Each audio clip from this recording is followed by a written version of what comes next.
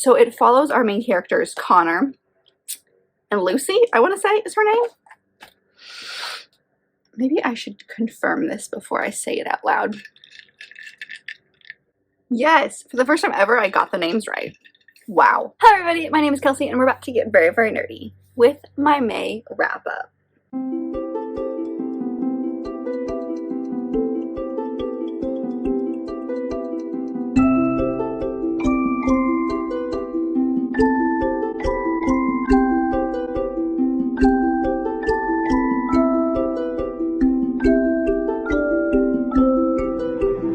So May was an interesting month because reading like amount wise, it's my worst month and it will most likely be my worst month. I don't foresee myself having this bad of a month as far as my numbers go. Again, just because it was so low, but at the same time, it was one of my favorite reading months because I got to reread part of my favorite series. And that was kind of the goal of this month. I went in, if you saw my TBR, you know that I went in thinking I was going to be reading the entire ACOTAR series. I didn't quite get through all of that. I got through a couple of them, but I had such a good time doing it. I wanted to take my time with it because this series is really, really addictive, and I wanted to really space it out because I was rereading it with a friend. I was rereading it. She was kind of rereading it / reading parts of it for the first time, and I wanted to kind of give it my full attention because it consumes my life. That's what Sarah J. Maas does with her writing, is like, I'll read a book of hers and then I'll have the worst book hangover ever for a very long period of time. So I was kind of worried about that. So I think in doing this reread, it did kind of give me a little bit of that hangover, but it also, I wanted to give it my time. I wanted to kind of let mood reading happen this month. So even though I did a TBR, I wasn't really sure I was going to stick to it. And if you saw my TBR from June, you know I did not. So that's a lot of rambling here at the beginning, just to say that I read 6 books this month, and I had some really, really, really good reads, and I had some okay reads, and this is going to be a super short video. We're just going to dive right into the stats because we have so few to get through today. So, stats-wise, like I mentioned, I read 6 books this month, and that was over 2,377 pages and about 70-ish hours listened, and that was 3 audiobooks and 3 mixed. As far as age categories go, we had 2 new adult and 3 adult books. The new adult, I think, were the ACOTAR books. I consider them new adult, even though technically they're still YA, but it's new adult. Genres, 100% romance. All 6 of them were romance. Even though some of them were fantasy romance, I consider the romantic elements more of the plot than the fantasy. Although now that I'm thinking about that, I feel like that's wrong. And then ratings, I had 2 5 stars, 3 4 stars, and 1 3 star. So starting off the month, I had a great book. We had a 4-star read, and that was The Off Limits Rule by Sarah Adams. This is the first in a duology, which is called It Happened in Nashville. I didn't realize it was a duology when I went in, but I'm definitely going to get to the second book in the series at some point. This was a book that was recommended by my friend, my coworker, who is, I've slowly, progressively made obsessed with reading, so like my legacy lives on. But she read this book, and we have similar tastes in romances when it comes to like certain aspects of it, and she swore by this book and wanted me to read it, and so I did, and I really, really enjoyed it. This is definitely, if you saw my video I did last year about like less steamy romances, this is definitely one of those. There is like almost no steam, I think, in this story, but it's all tension. So this follows Connor and Lucy. It switches back and forth from the perspectives. Lucy is a single mom, and she moved away to kind of, I think, get a new start, and it just didn't really work. So she's moved back in with her brother. She's trying to figure out what she wants out of life. She's like, she works at a hair salon. I can't remember the correct, it's not a hairdresser, but she works at a hair salon, and is trying to get back on her feet. Her brother's trying to help her out, so he kind of gets her out of the apartment and goes on the lake with him and some of his friends. And one of his friends, including his best friend, Cooper. Now, he knows his best friend, Cooper, as being kind of like a ladies' man, so he warns Cooper off of his sister. But Cooper's had some stuff in his past that has kind of made him a ladies' man, and like, not really a ladies' man, but he's kind of like put on that persona for other people, and a lot of people don't actually know who he truly is. And so he and Lucy strike up a friendship, and it's the two of them basically fighting feelings for each other, and it's really adorable. And again, tension. If you like that like crackling, like will they won't they kind of moment. It's also got like brother's best friend vibes, if that's like your thing. It's honestly super adorable. But one of my favorite things about this book is the writing, because it is so funny. Like the inner monologues that we get in through both of our perspectives here, she just has a very humorous way of looking at the world and making these super sarcastic comments, and I love every second of it. I think it is genius, and I laughed out loud multiple times. So I listened to this book. This was a like at work book on purpose, so that if I ever had a reaction, I could talk to my friend about it. And I'm not even kidding you, I laughed out loud at least once a chapter, and many times it was way more than that. Like her writing is just very humorous. She has just a way of like bringing the sass, and their banter is really good. But then again, you've got them like genuinely caring for each other. And I also loved the whole like her being a single mom thrown in, because I personally don't gravitate towards those types of books. When kids get involved, I get really stressed. I don't think I do it on purpose, but that's not what I gravitate towards. And I loved seeing him and this kid kind of create a bond as well. So not only do you have like an amazing romance, you've also got him trying to be like someone for her son. And I just thought that was really, really sweet. And the two of them together are just great. And it's really dives down to that like fighting attraction for each other kind of vibe, and it worked really, really well. So I really enjoy this. I'm definitely going to be picking up the second one. It follows Lucy's brother and Lucy's best friend, who are kind of like forced to live together. So I think it's super, super sweet. It was a nice little palate cleanser. It was fun to start the month off with this. I read it in like 2 days. It was great. Highly, highly recommend. This is when we're going to get weird, because I didn't write any notes for the rest of the books this month, and I've kind of forgotten what I thought. But the next book is my 3-star read, and that is The Saint, and that's by Monica McCarty. This is the Highland Guard novel that I read with my friend Taylor. Actually, her name's going to pop up a lot this month because we did so many buddy reads together. But we read this one right off the bat, almost kind of to get it out of the way so we can get to our ACOTAR buddy read. But this one follows our main character Magnus, who's part of this Highland Guard, and he fell for this woman a long time ago. Her name is Helen, and due to unfortunate circumstances, she ends up being betrothed to his best friend, and him being like, he's very like sacrificial in his love for her, so he's just going to give that up and let her be with the person that he thinks that she wants to be with. And of course she still has feelings for him, and it's that vibe. It's way more to it than that, because there's a lot of guilt that goes around him and his best friend. There's definitely some tragedy in their story. This one does kind of skip around like one of the previous books in this series. It skips around years, so like we'll start in one year, and we'll get like a couple of chapters in that year, and then we'll skip ahead, and there'll be a couple of chapters in that year, and then we'll skip ahead to kind of give you a backstory on them, which is fine, but I feel like that can get confusing really, really quickly. And the other book in this series that I gave a 3-star, the most recent one, I think, also had that issue where it would skip around to kind of give you that idea of them and build up their story, but in doing so kind of made it a little confusing. So there wasn't anything like outright bad about them as characters. I felt like it was a fine story. I just feel like I wasn't drawn to them as much. There was a lot of, in some romances you get that whole like, I'm gonna sacrifice my happiness for the person I love, and vice versa, and that's fine if eventually it's talked about, but it was so much sacrifice that it almost felt like it wasn't cute anymore. It was just dumb, and he was being given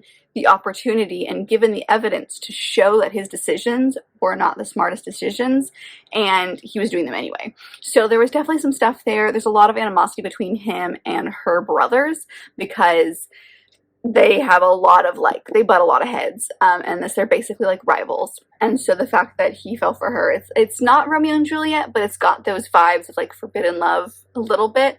So that's was the enjoyable part of it, and I did like seeing the two of them together when they were together, but there was a lot of like inner monologues of them just being dumb, and I needed them to figure out the problems. And it wasn't in the whole like, oh, I'm exasperated with you, but you're still cute. It was like, you guys are being dumb. Stop it. So I don't have a lot of memories of this book, honestly, because I read it so early in the month. Again, I read this one and I think like 2 or 3 days at the very, very beginning of the month. for some reason, May feels like a super long month, so I can't remember a lot of my thoughts, but I just remember it being generally okay. There wasn't a whole lot of opinions on my end. There were some things that I enjoyed, some things I didn't. It was very middle ground. There wasn't anything that was like outright in my head that like stuck out as like a big blaring issue with this story, as far as like it's just something that was wrong. But it also didn't have anything that really like stuck out on my head. Like honestly, as you can see, I didn't tab this one at all. And even books that are kind of okay, I'll tab certain scenes. In this one, I didn't even waste my tabs or my energy to try to tab it. So it didn't really work for me, which is fine. There are so many other good books in this series. It also, I think, hurt because it came after one of my favorite books in the series, which is, I swear by it. So it's not quite after. This is, I think, the 5th book in the series, and my favorite one was the 3rd one. So it has had a couple to get to this point, but that one being so early on as one of my favorites, I feel like a lot of these are going to be a little rough, but I'm still enjoying the series. I still like the world. I think it's fascinating, the kind of world building that we're getting when it comes to this Highland Guard. I really enjoy that part of it. It's just this one specifically didn't work for me, and that's okay. Not all of them are going to be hits, but also, again, no blaring issues. So it's one of those like literally the middle of the road meh stories. All right, the next 2 books I'm going to do together, and that is my first 2 books, ACOTAR and ACOMAF, in the ACOTAR series. So these are rereads. I'm not going to have a whole lot of opinions on them because I'm super biased when it comes to these stories. I gave them both 5 stars like I did the first time. It was interesting though, because I don't know if you can see the amount of tabs I have in these books, because I tabbed way more than I did the first time. I think it's really interesting going back into your favorites, and I know I don't reread that much, so this is probably going to change my opinion, because there are so many series that I'm seeing on my shelves now that I'm like, that would be really interesting to reread. When I read these books, I knew the first one. I knew how the first one was going to end as far as the romance goes, because Sarah J. Maas is really good about switching some stuff up. So I knew going into this not to get attached to certain characters, but I didn't know where the story was going to go. I didn't know what kind of red flags we were going to be seeing in the second book when it came to certain characters. I didn't know some of the plot things that were going to be important. So I was able to tap way more things that I remember really enjoying, and there are scenes that I know that I loved that I just didn't get around to tabbing the first time because I was just so enthralled with the story. I really enjoyed diving back in, because this is a series that you guys know I love. I swear by Sarah J. Maas. She's one of my favorites. I am trash for her. And she just has a very, very addictive writing style, which does not work for everyone, and I totally get it, and some people think that she's crazy overhyped, and that's totally fine. I completely understand. For me, she hits the mark every single time. So I really enjoyed going back into these because now that I know the story as a whole, I can pick up on things that I didn't pick up on the first time. There are a lot of things, especially in the first book, when it comes to a romance within the first book, that I wasn't really paying attention to the first time around, and so I could pick up on certain things. There's definitely some world building things within this series that I probably just skimmed over and got enough information so I could enjoy the rest of the story, especially with the 3rd book, which I'm currently in the middle of.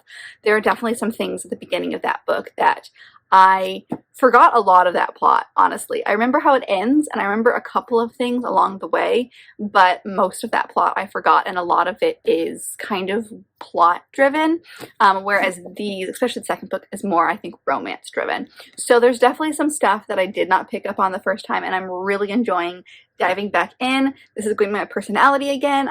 My entire Instagram feed is just full of reels and art and memes and everything that has to do with the ACOTAR series. Honestly, not even remotely upset. By rereading this and kind of discovering my love for Sarah J. Maas again, it's making me really want to dive into the Throne of Glass series, so I need to start that at some point. I'm thinking this is the year I start that. I just don't know. Like, I know it's going to take over my life, and I'm a little scared, and it's so long. So anyway, I did a reread. I don't really have a lot to say on these, just because I knew I was going to love them when I went in. I am complete trash for this series. It takes over my life. I love it. I love it. I love it. So, if I haven't convinced you to read these, I feel like everyone has read these at this point. So if you haven't read the ACOTAR series and you want to be taken heart and soul, and you're a fantasy romance person, these are your books. I am hoping to finish the 3rd one at the beginning of June. So we should be able to finish out that read. Also, we're doing it via the graphic audios, which are so good. I highly recommend, if you are someone who is not an audiobook person, but the series interests you and you want like that full cast experience, these are so good at that. The actors are so good. The main female person who plays Feyre is not my favorite, but I'm now used to her, so it works out. But all the voices in there are so well done. All the sound effects are amazing. It makes some of the more traumatic is not the right word, but some of the more like heartfelt scenes hit much deeper. So I highly recommend. They are a lot because like the first book is 2 parts, the second book is 2 parts, and then the third book is 3 parts.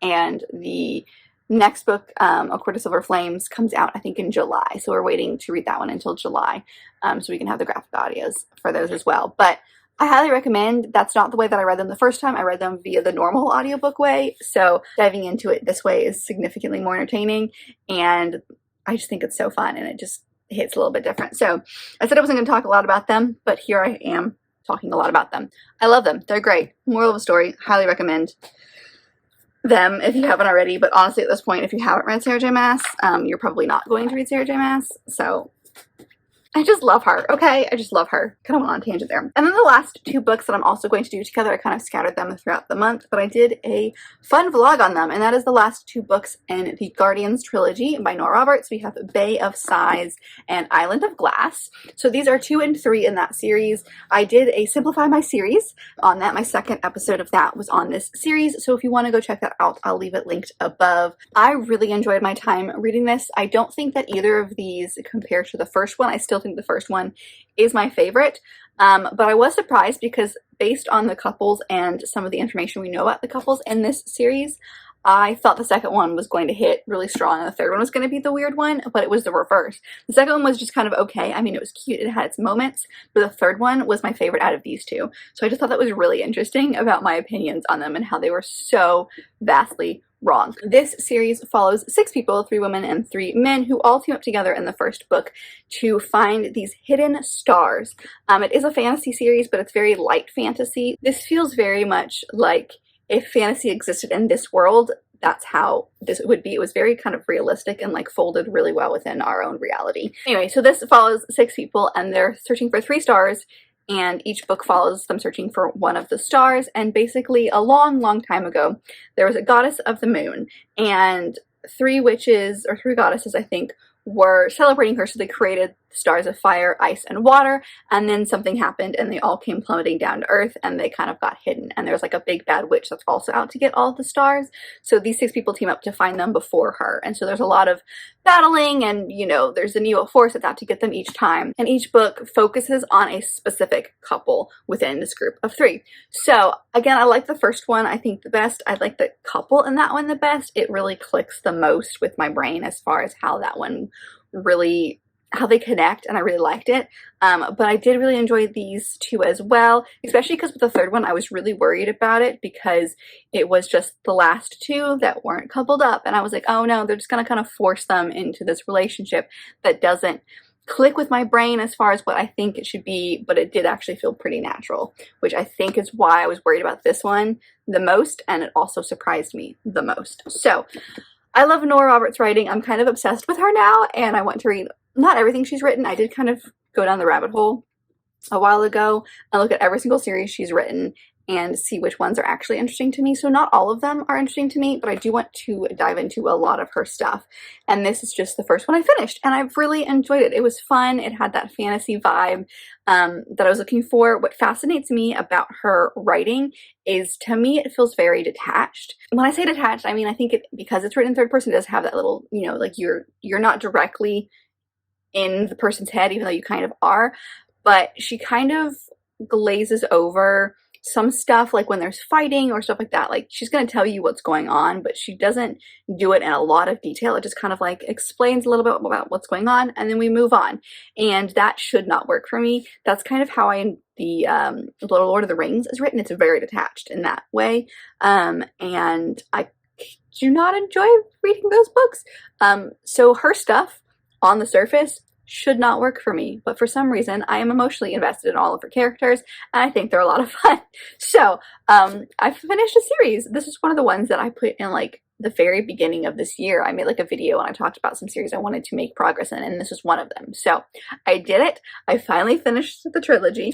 It was worth it. I'm very happy that I have completed it. I will definitely be holding on to these and diving into more of her other series. I have the Gallagher and Ardmore trilogy still on my shelf. I've only read the first one of that, so we might have to make an episode on that one in the future. But I did it. I finished the series and I feel very accomplished with that.